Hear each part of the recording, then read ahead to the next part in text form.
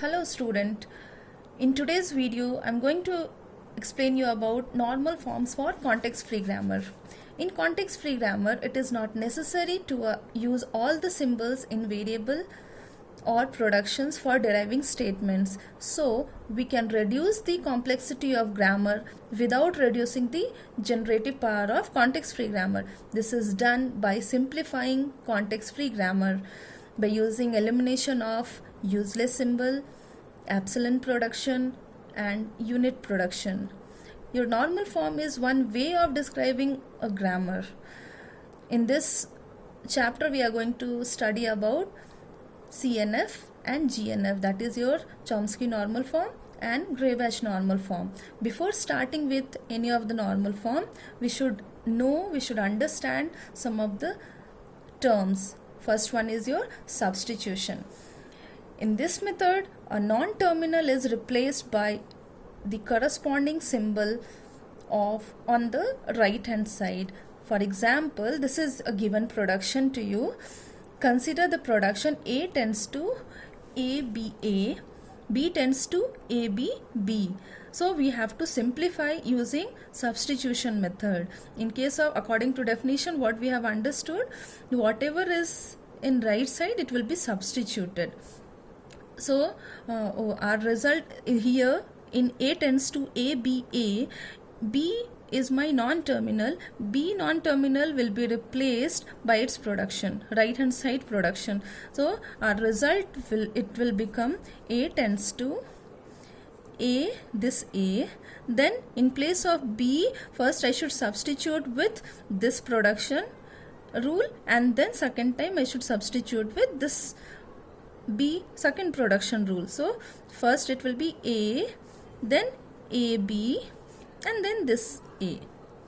This is my one production, and with respect to this B, this is A. In place of this B, I'll substitute with this B and A. So this is my resultant.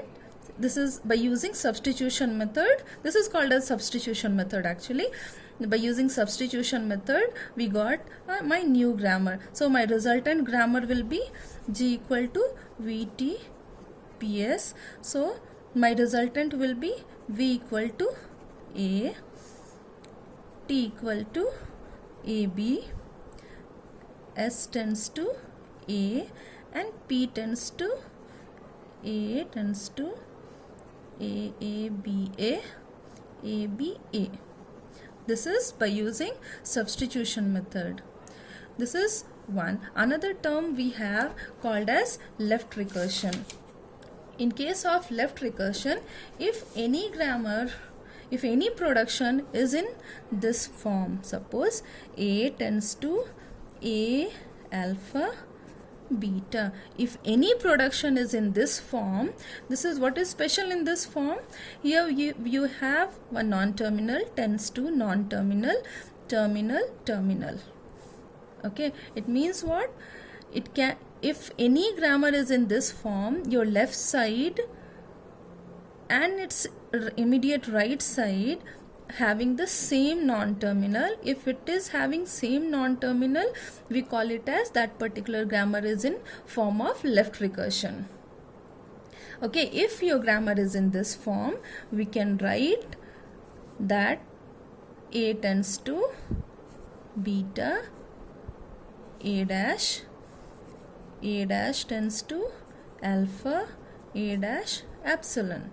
When we want to stop my production, we will use epsilon. So if any grammar is in this form, we call it as it is in form of left recursion. When we want to remove our left recursion, we'll use this.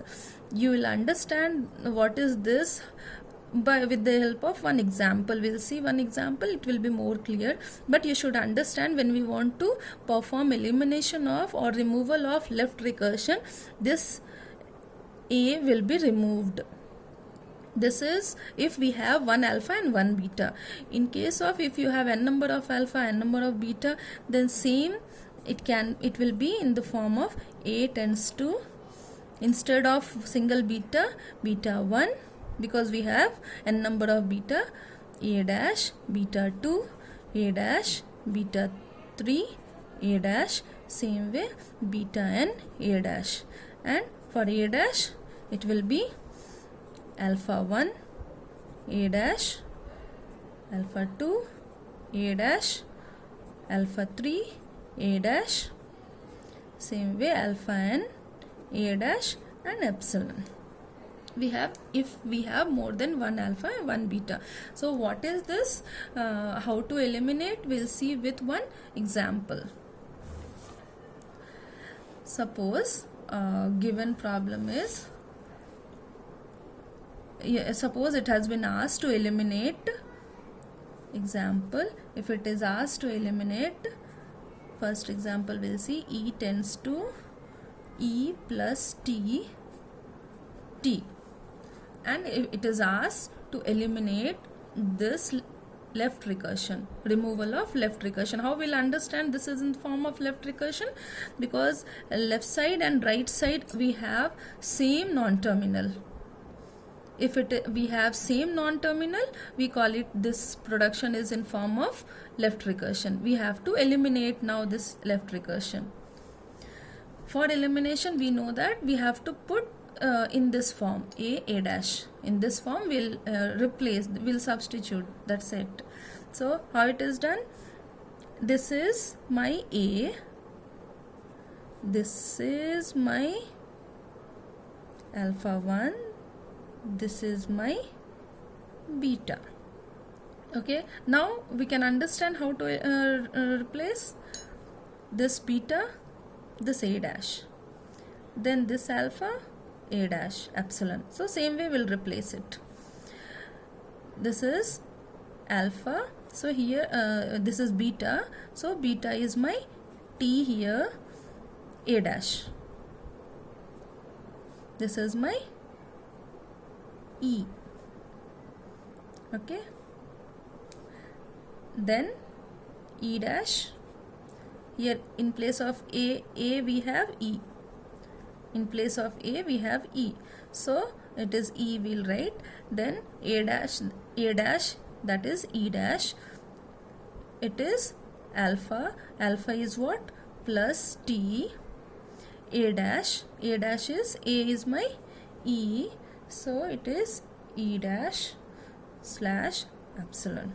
So now you can see both the production, E tends to T E dash, E dash tends to plus T E dash epsilon. Now we have removed my left recursion from the given problem. This is the solution. We'll solve with some one more example. We'll see one more example. Suppose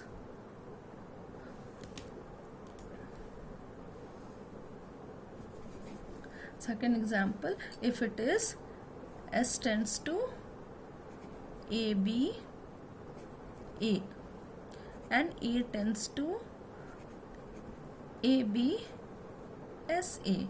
Now you can notice S tends to A B A tends to A B S A. Here in case of S we don't have any direct left recursion, but if we substitute value of S in A, value of S, if I substitute in A, we'll get left recursion. This is called as indirect left recursion. So how we can solve it? We'll substitute A tends to, what is this? AB. It is already in left recursion form. Now this S will substitute once with this, another time with this. So once when we substitute this S with AB, it is AB and this A. So again we got one production of left recursion form, and we have to substitute this S with this A also, so it is AA. So now my A, new production of my A is in form of left recursion, and here it is A, this is my alpha 1, this is my A, this is my alpha 2, this is my beta. So how we can solve it? We have seen if we have more than one alpha or more than one beta, then we'll use this. So what will be our revised production? That is A tends to beta, beta. So it is A dash. It is A dash. And A dash equal to A dash tends to alpha 1 A dash, alpha 2 A dash. So alpha 1 is what? B A dash, B A dash, beta alpha 2 is B A dash, and then epsilon. So this is my resultant removal of, after removal of left recursion, we got the result of production A. So our resultant grammar, complete grammar will be, so our complete grammar is S tends to A B A tends to A dash, not this one, A dash, then A dash tends to B A dash, B A dash, and epsilon. So this is our answer. I hope this will be clear to you. In next lecture, we'll study about simplification of context-free grammar. Thank you.